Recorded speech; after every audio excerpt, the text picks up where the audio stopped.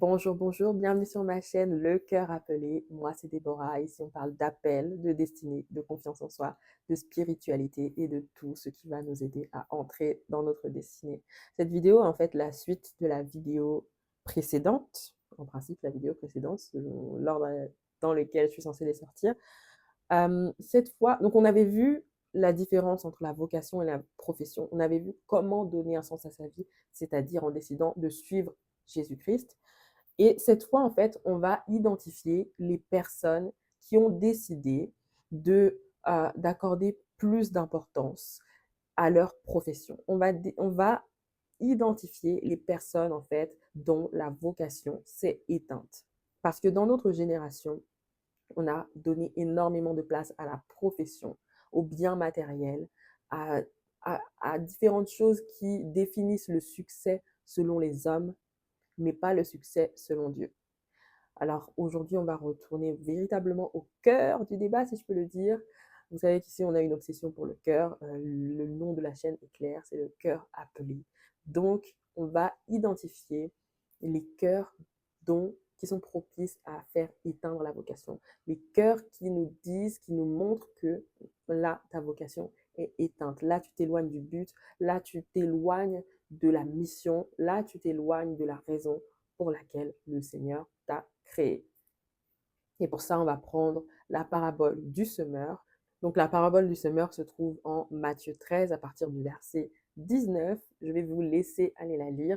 Mais en bref, il s'agit d'un semeur qui envoie sa semence, qui sème des graines sur différents types de terre qui représentent en fait différents types de cœurs. Et donc, on va aller explorer différents types de cœurs qui révèlent que ta vocation est éteinte. Le premier type de cœur, c'est le cœur endurci. Un cœur endurci, c'est un cœur dans lequel rien ne passe. Un cœur endurci, c'est un cœur, tu peux lui dire la parole, tu peux essayer de le conseiller, ça ne passe pas. Il n'y a rien qui rentre, il n'y a rien qui peut pousser. C'est un cœur qui ne peut pas porter de fruits, parce que c'est un cœur de pierre. Et d'ailleurs, ça me ramène à mon verset préféré qui dit, Ézéchiel 36, 26, je vous donnerai un esprit nouveau et je vous donnerai un cœur nouveau. J'ôterai de votre corps le cœur de pierre et je vous donnerai un cœur de chair. Ah, je vous le dis ici, on est obsédé par le cœur. Le cœur, le cœur, le cœur, c'est la base de tout.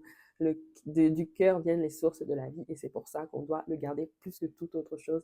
C'est pour ça qu'on doit veiller sur nos cœurs en tout temps, en toutes circonstances. Même si c'est beaucoup plus facile à dire qu'à faire, c'est notre mission principale de veiller sur notre cœur. Parce que vous allez voir que selon les types de cœur que l'on a, en fait, la vérité peut être totalement déformée. Dès lors que notre cœur n'est pas gardé, en fait, c'est comme mettre une eau pure dans un verre qui est déjà sale. Tu pourras mettre l'eau la plus pure, l'eau la plus propre. Dès lors que le verre est sale, l'eau qui va en sortir sera souillée. L'eau qui va en sortir sera sale également. À différents degrés, certes, mais elle sera sale. Et parfois, soit on ne se rend pas compte, soit on est dans le déni. C'est comme en fait boire de l'eau dans une gourde qu'on ne nettoie jamais. On boit de l'eau à travers une gourde, une Stanley Cup, whatever, je sais pas. Voilà, qu'on ne nettoie jamais. Cette gourde n'est pas transparente, donc on ne sait pas si elle est propre ou si elle est sale à l'intérieur. Et on continue de verser de l'eau, on continue à aller à l'église, on continue un peu de temps en temps à lire sa Bible, mais notre cœur est tellement sale, la gourde est tellement sale, que en fait, ce qu'on en boit, ce qui en ressort, est déjà souillé. C'est pour ça qu'il est capital de veiller sur son cœur, de faire attention à l'état de son cœur, de continuellement demander à Dieu de sonder nos cœurs et de nous ramener sur la bonne voie, de nous éloigner de la folie, de séparer. La Bible dit que la folie est attachée au cœur de l'enfant. Et donc c'est à travers la discipline, c'est en vraiment, véritablement gardant son cœur à travers la discipline euh, que l'on va s'imposer, discipline dans la parole, discipline dans la prière, discipline dans la méditation sur le fruit de l'esprit, sur l'amour, que l'on va pouvoir garder son cœur pur. Discipline aussi pour fuir tout ce qui va venir souiller notre cœur également, évidemment. Évidemment, enfin peut-être pas, pas forcément. Donc je disais le premier cœur, j'avais vraiment pas prévu de dire tout ça, mais gloire à Dieu.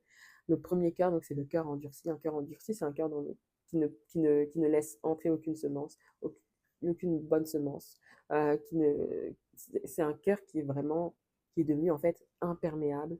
Euh, c'est un cœur qui, encéphalogramme plat, rien ne rentre, rien ne sort, il n'y a jamais de, toujours dans la neutralité, il y a pas de réactivité, rien ne pousse, rien n'est fertile. C'est vraiment le cœur de souvent des personnes qui ont été déçues, des personnes qui ont connu beaucoup de déceptions, qui ont été beaucoup blessées et qui se disent moi je ferme mon cœur et je ne veux plus rien ressentir, je ne veux plus rien vivre, mon cœur est fermé. Ensuite, le deuxième cœur, ça va être un cœur superficiel. Là, la parole pousse un peu, ça porte un peu de fruits. Je m'emballe, alléluia, amen, pendant le culte, ouais, mon frère, ma soeur, ma sista, mon bro, etc. Mais ces personnes-là abandonnent très facilement parce qu'elles n'ont pas de racines, parce qu'elles ne sont pas enracinées en Christ. Elles ne sont pas enracinées dans la parole. Dès qu'il y a un vent qui souffle un peu trop fort, fiup, elles s'envolent avec, elles s'en vont avec. C'est les personnes, du coup, qui vont être très instables. Un coup, tu les vois à l'église embrasées, etc. Et puis, une autre fois, oh, on m'a mal parlé, il n'y a pas d'amour dans l'église, je m'en vais. Ou bien, oh, en ce moment, je cherche du travail, Seigneur, tu m'as abandonné, ça fait 3 semaines que j'envoie des CV, tu m'as abandonné. Bon, j'exagère. Il y en a pour qui vraiment la galère dure longtemps. Mais il faut aussi se poser la question, hein. Quand on a une épreuve qui dure trop longtemps, il faut aussi se poser la question, est-ce que je ne suis pas un peu comme les Israélites dans le désert? Est-ce que je ne suis pas têtu? Est-ce que je ne passe pas à côté d'une instruction du Seigneur? Donc, bon, à nuancer et à voir au cas par cas, disons.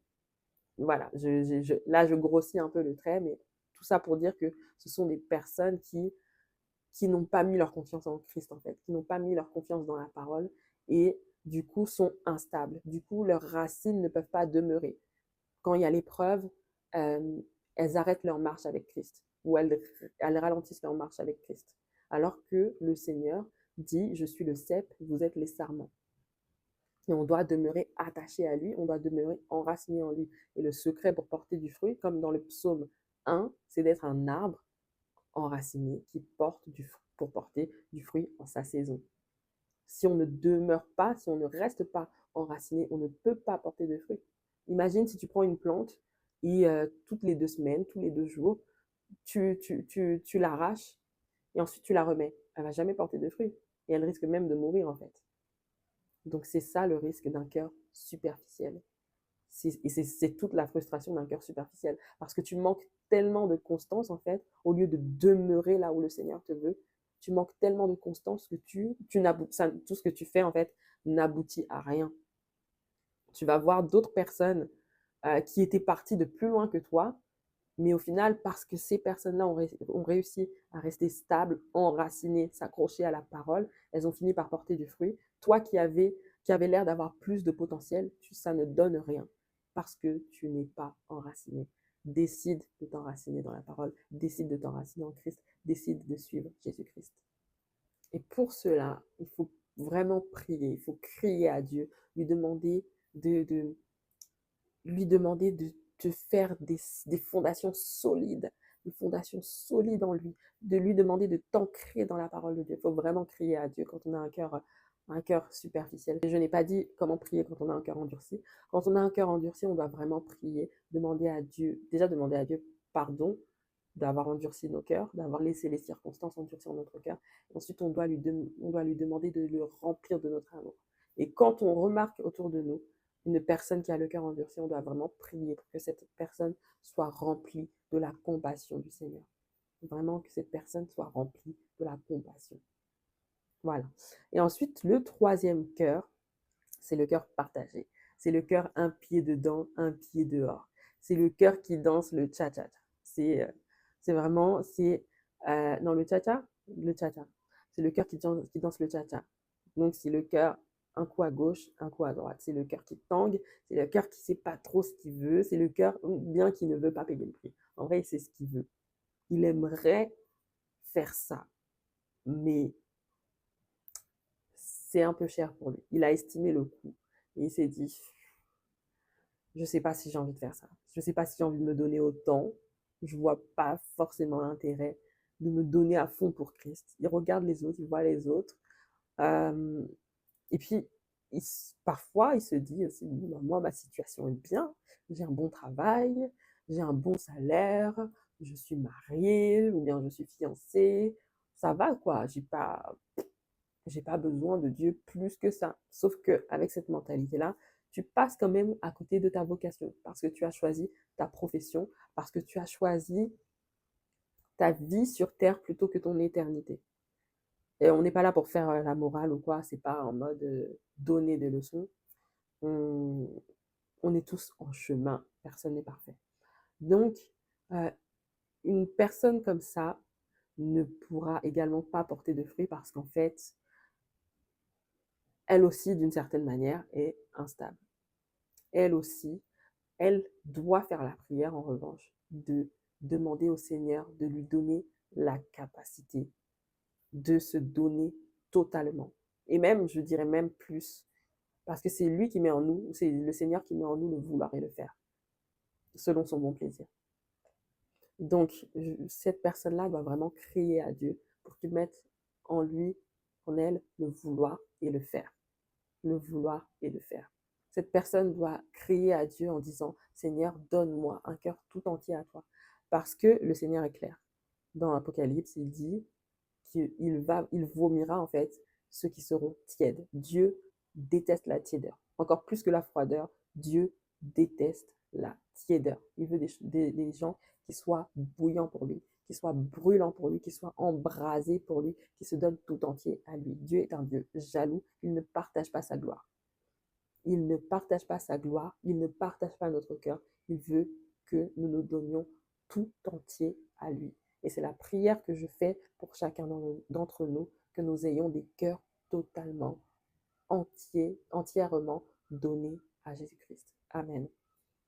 Et enfin, le quatrième cœur, c'est le cœur qui est une terre fertile. C'est le bon cœur, c'est le cœur qui porte du fruit, c'est le cœur qui est ancré en Christ, c'est le cœur qui se donne entier à Christ, c'est le cœur dans lequel la parole pénètre, la parole corrige, la parole porte du fruit, c'est le cœur qui est docile, c'est le cœur qui, c'est pas le cœur qui est parfait, enfin c'est pas la personne parfaite, mais c'est un cœur qui dit Seigneur, me voici. Seigneur, sers-toi de moi. Seigneur, je viens comme je suis. Toi-même, c'est toi le potier, alors façonne-moi. C'est toi l'architecte, alors bâtis-moi. Seigneur, utilise-moi. Seigneur, je suis disposé et je me rends disponible. Sers-toi de moi. Et c'est avec un cœur comme ça que l'on accomplit sa vocation, que l'on accomplit la mission pour laquelle le Seigneur nous a suscités sur cette terre. C'est avec un cœur comme ça que l'on peut gagner des âmes. Et c'est avec un cœur comme ça qu'à la fin, quand on sera devant notre Sauveur, notre Seigneur, il nous dira, bon et fidèle serviteur, entre dans la joie de ton maître et je prie que ce soit ton partage, je prie que ce soit mon partage et ça le sera par la grâce de Dieu. Au nom de Jésus-Christ. Amen. Merci d'avoir suivi cette vidéo. Si vous souhaitez donner votre vie à Christ, si vous souhaitez vous reconnecter à Christ, vous n'avez pas d'église, vous ne savez pas comment faire, n'hésitez pas à me contacter à l'adresse mail qui se trouve dans la description et probablement dans les commentaires. Si vous souhaitez dédier votre vie à Christ ou recommencer, je vais mettre également une prière, soit dans la description, soit dans les commentaires, soit les deux, pour que vous puissiez la faire et que vous puissiez entamer cette nouvelle vie, ce nouveau chemin en Jésus-Christ. Merci d'avoir suivi cette vidéo. On se dit à très bientôt pour une nouvelle vidéo, pour un nouveau thème. Que Dieu vous bénisse abondamment. Vous êtes des créatures merveilleuses.